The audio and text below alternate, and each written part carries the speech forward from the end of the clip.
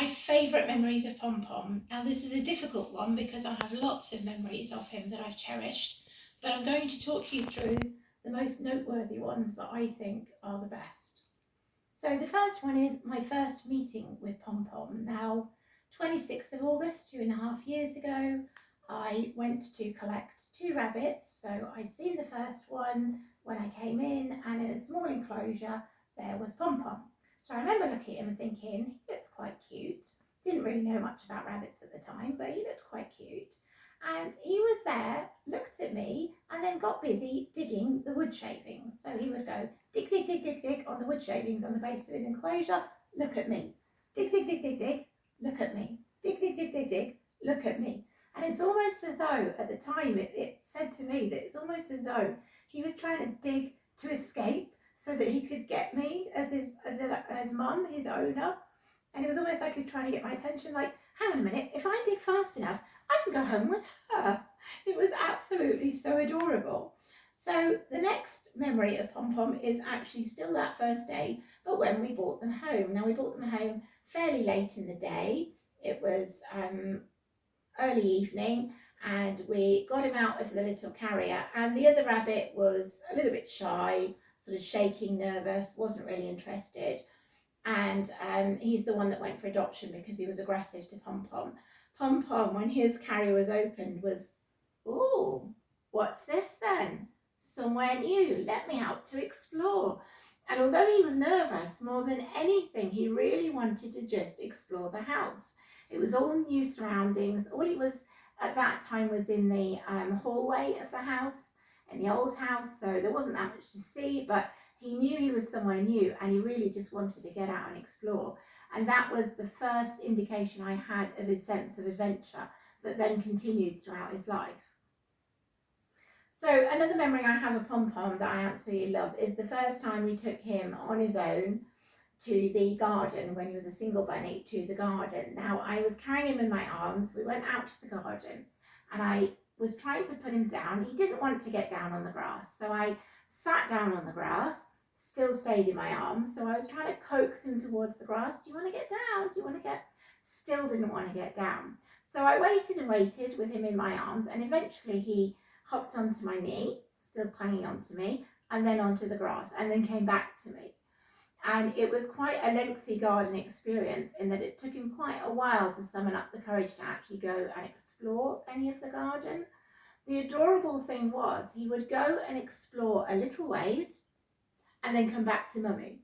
Then go and explore a little ways again, come back to mummy, maybe go in the other direction, come back to mummy. And at one point I remember saying to Stephen and Theo, because we supervised him in the garden all the time, "Where is he? Where's he gone?" He was sitting just behind me. So while he was near mummy, he felt safe.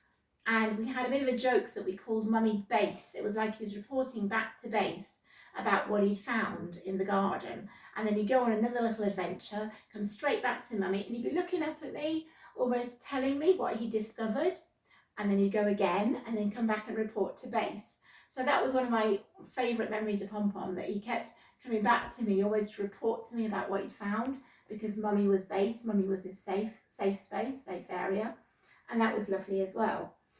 So the next memory is also in the garden. So I was on my own with him in the garden, and I was filming, and nothing particularly exciting had happened. He was just pottering around the garden. So I thought, well, I'll put the camera away now and just spend some time with him. Big mistake switching the camera off. Pom Pom was about to do something epic and I didn't catch on camera. So he basically, there was a 6-foot fence in the garden, and Pom Pom is like so tall, 6-foot fence. He thought he could jump the 6-foot fence, and it was so funny. He took a little run to the fence, jumped as high as he could. His belly was against the fence, and then he slid down, fell down. So he didn't make it. My first thought was, "Oh my goodness, Pommy, you're okay." Then I just had to laugh that this little bunny actually thought he could jump a 6-foot fence. But actually, that's one of the things I loved about him. He didn't let things stop him from doing what he thought he could do. And there was this massive challenge, and most people think, "Oh, I'm never going to be able to jump that," or "I look a bit silly if I fall over in front of her." Not Pom Pom. He was going to try and jump the fence. he was going to do it no matter what, and it was just so adorable. He actually tried that again in the house at one point. He tried jumping a wall to get to the top of the wall. I don't know why, but it was just really funny and really sweet at the same time. So another one of my favourite memories, because it involves him being with Mummy, was when we went to visit somebody that we knew had a rabbit, and they don't free roam their rabbit, but we went, and obviously Pom Pom and the other rabbit couldn't be together as such because they're not bonded. We didn't know how they were going to get on. Obviously, it's not a good idea if rabbits don't know each other for them to see each other in person. So we went just with me holding Pom Pom and the older teenage daughter holding their rabbit. And Pom Pom was very curious, more so than the other rabbit, to look at the other rabbit and sniff him. And at one point, he also wanted to climb onto the person who was holding the other rabbit, almost jump, so he could see the other rabbit as well. Now, I was holding Pom Pom, and they said, "Oh, you're very mummy with him. He's very much like your little baby." Of course, he was. And she said to me, "Can I hold Pom Pom for a minute?" I said, "Yeah, fine, okay." So I handed Pom Pom to her.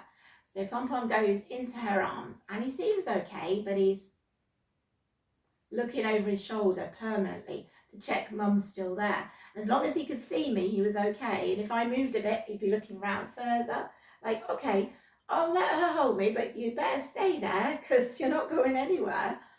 So then they said, "Do you want to hold our rabbit?" I said, "Okay, I'll hold your rabbit for a minute." So they gave me their rabbit. I held him for about a minute. He got a bit restless, so I handed him back to the sun. And no sooner had I handed him back, my arms were literally coming back from that handing over position.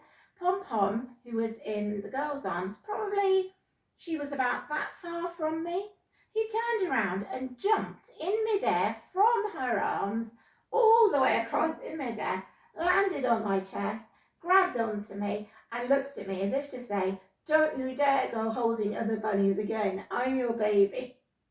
And I was a bit embarrassed. And I said to him, "I'm so sorry he did that to you." And she said, he doesn't want me to hold him anymore. And I texted a friend about it that evening and said what happened. And she said to me, "I bet you felt well loved." And I said, "Yeah, I did actually. Good boy, Pom Pom." Because he wanted to come back to Mummy. Mummy was his security. And he was like, "I'm your baby. You're carrying me." So that was another really nice memory I have of him. Now, probably my all-time ultimate favourite memory was in the old house, in the previous house, sitting on the floor of my bedroom when my son Theo, who was, he's 13, going on 14, it was about a year ago, he came home from school and was a little bit upset about something that had happened at school. So I sat down with Theo and I had this arm around Theo and I was trying to comfort him and say, "It's all right, it's going to be okay." And Pom Pom, he came into the room and sometimes he'd get a bit jealous of me and Theo, even though he had more time with me than even my own son did, but it was so sweet. So he wasn't jealous on this occasion. He saw Theo was upset and he stood and he squared us up and he just looked at us. Tilted head, as he used to do when he was concentrating and doing the maths. And you could tell he was working out some great big equation in his head of what to do. And he just sat looking at us and looked at us and looked at us. And then eventually, with one arm around Theo, he went round behind me, turned around and came facing forwards in the same direction that Theo was sat in, facing forwards. My arm was next to my side here and he starts nudging my hand and I'm looking, what's he doing? He was telling me, basically pushing my hand up, he wanted me to have my left arm around him in the same way my right arm was around my son.